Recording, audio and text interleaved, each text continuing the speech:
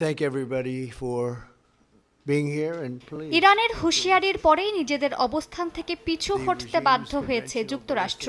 Hormuz প্রণালীর ওপর থেকে অবরোধ থেকে সরে আসলেন মার্কিন প্রেসিডেন্ট ডোনাল্ড ট্রাম্প। ট্রুথ সোশ্যালে দেয়া এক পোস্টে তিনি দাবি করেন, হরমুজ সম্পূর্ণরূপে খুলে দেওয়ার এই সিদ্ধান্ত শুধু যুক্তরাষ্ট্র নয়, বরং চীন সহ পুরো বিশ্বের স্বার্থে নেওয়া হয়েছে। এই ঘোষণায় শি জিনপিং অত্যন্ত খুশি হবেন বলে জানান ট্রাম্প।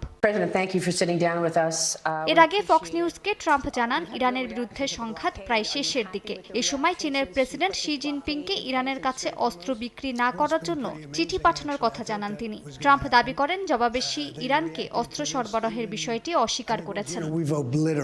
আমি শি জিনপিংকে চিঠি দিয়েছি, কারণ আমি শুনেছিলাম যে চীন ইরানকে অস্ত্র দিচ্ছে। তিনি সেই চিঠির উত্তরও দিয়েছেন।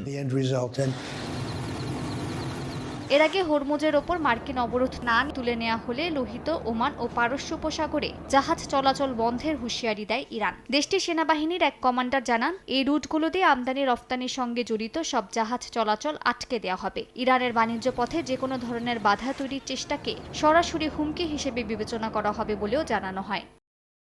এদিকে মার্কিন গণমাধ্যম নিউ ইয়র্ক পোস্টকে দেয়া সাক্ষাৎকারে ট্রাম্প জানান, আগামী দুদিনের মধ্যে ইসলামাবাদে দ্বিতীয় দফার ওয়াশিংটন তেহরান বৈঠক হতে পারে। এর মধ্যেই সংলাপের আগে যুক্তরাষ্ট্রের বার্তা নিয়ে তেহরানে পৌঁছেছেন পাকিস্তানের সেনাপ্রধান ফিল্ড মার্শাল আসিম মনির।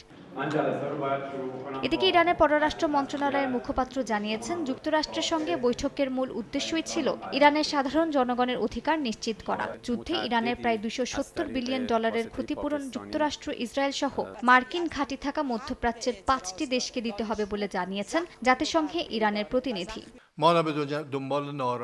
ইরানের প্রেসিডেন্ট মাসুদ পেজিশকিয়ান জানিয়েছেন, যুক্তরাষ্ট্র বা ইসরায়েল যদি তেহরানকে আত্মসমর্পণে বাধ্য করার চেষ্টা করে তবে তা ব্যর্থ হবে। ইরান কখনোই নতি স্বীকার করবে না বলে সাফ জানিয়ে দিয়েছেন তিনি। মালিহা সুহুর, সময় সংবাদ।